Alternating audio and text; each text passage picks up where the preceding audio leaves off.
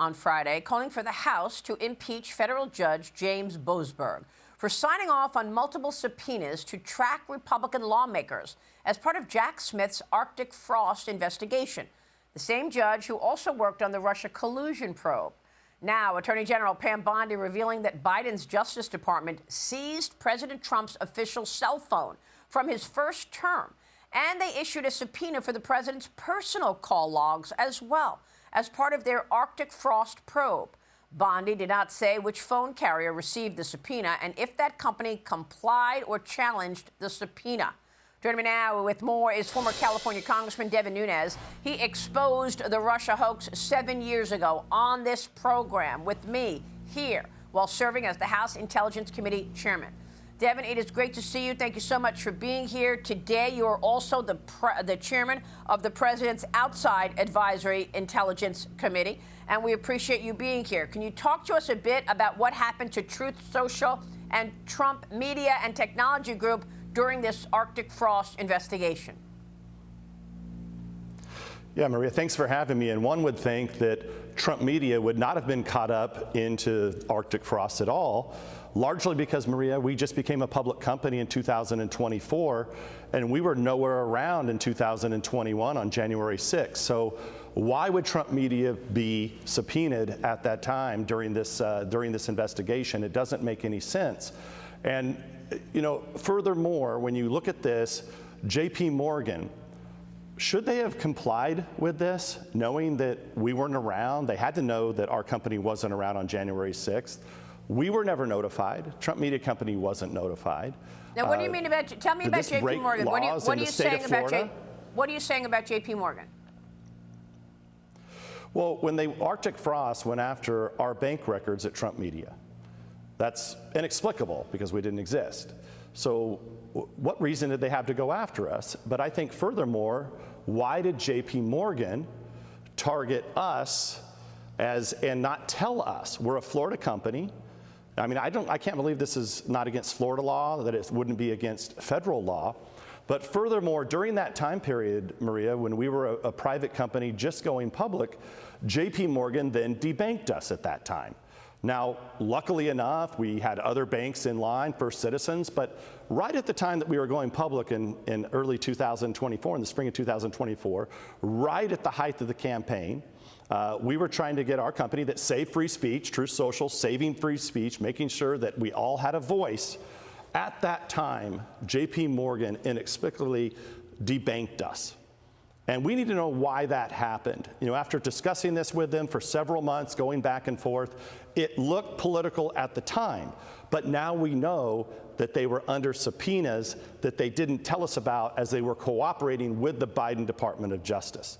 Wow. So you're alleging that Jack Smith called J.P. Morgan and sent a subpoena to send Jack Smith's office your bank records from Trump Media. Now, J.P. Morgan gave us a statement back in August when President Trump attacked the banks to say that they were debanking. And J.P. Morgan told Fox, we do not close accounts for political reasons, and we agree with President Trump that regulatory change is desperately needed. That is what J.P. Morgan Chase told us.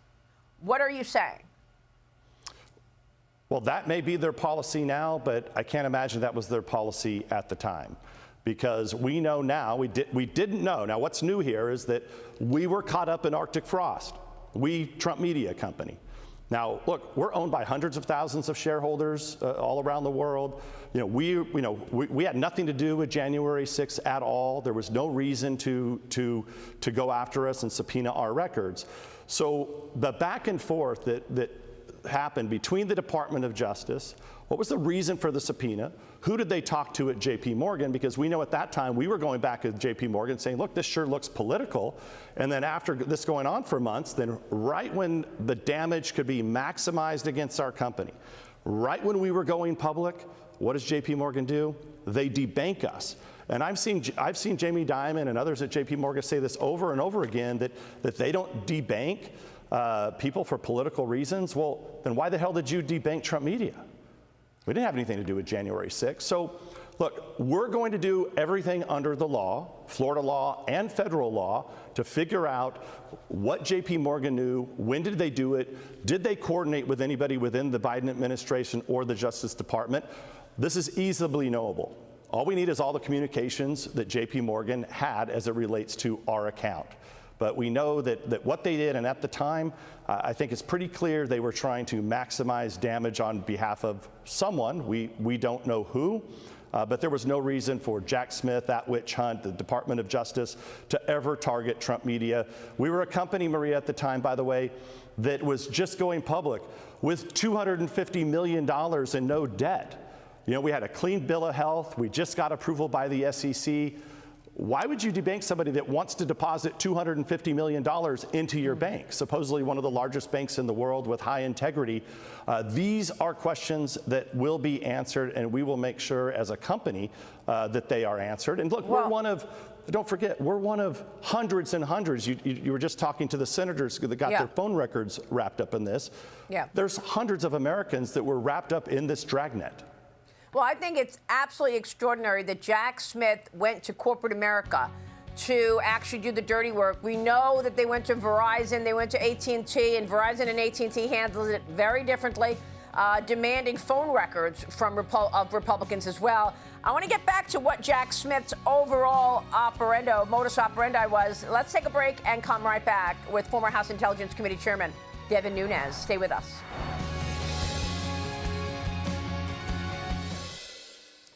Welcome back. We are back with former House Intelligence Committee Chairman and former California Congressman Devin Nunes, currently the chairman of President Trump's Outside Advisory Intelligence Board. Now, Devin, you just broke news on how Jack Smith conducted himself by subpoenaing your bank records from J.P. Morgan. I want to get your take on the broader net here. We are told that subpoenas have gone out for the likes of John Brennan and Peter Strzok, Lisa Page, etc. What do you know about this last 10 years? Do you believe it was a conspiracy? Well, we know it's a conspiracy. The challenge is that the statute of limitations has run on much of this. Now, I don't believe that because it's a conspiracy, we know it's a conspiracy, you have to prove that it's a conspiracy, then it goes back 10 years, so then everyone would be caught up in this. So, you know, what do we know, like, at the highest level now? You know, you've seen recently with the indictments of Comey and the prosecution of Comey that's occurring in Virginia, that new documents arose, that now we have clear evidence, not circumstantial, more than circumstantial evidence, direct evidence, that Comey knew that this was a cover-up for the Clinton email scandal. So if you go back to 2016, the Clinton campaign, the DNC, they're all worried about the emails coming out because they know if the emails come out that Trump is going to easily cruise to election in 2016. Now, it ends up he easily cruised to election in 2016.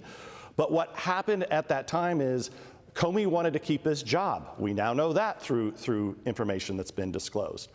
But instead of actually taking that information in 2016 and saying, wait a second, we have the Clinton campaign and the DNC involved in a likely criminal activity hoax to dirty up the other campaign, they actually adopted that campaign and they used the weaponization of the FBI to target Trump and the Trump campaign that then led into the Trump presidency. So instead of doing what the FBI and the Department of Justice and even President Obama at that time, when they all got briefed in August and September of 16, they should have taken a deep breath there in the Oval Office and said, look, you know, we're the Democratic Party, you know, we're supporting Hillary Clinton, but we're not going to allow, we have justice in this country, we have a real FBI, a real Department of Justice, we're not going to dirty up our political opponents, we're not going to allow Clinton, who had just hid those emails, and instead of Comey and DOJ going and saying, where the hell are the emails,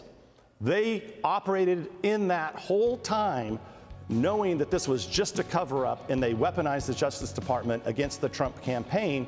And that's, I think, what we're left with moving forward is, can the Justice Department today go back and clean this up after 10 years? And they misled Congress by not telling you what they knew. Look, that meeting that you're referring to, John Brennan took notes. We've got those notes. I want to show the audience those notes and show exactly what he wrote back in 2016 when he was in the meeting with President Obama. We'll do that next. Stay with us. Back in a minute.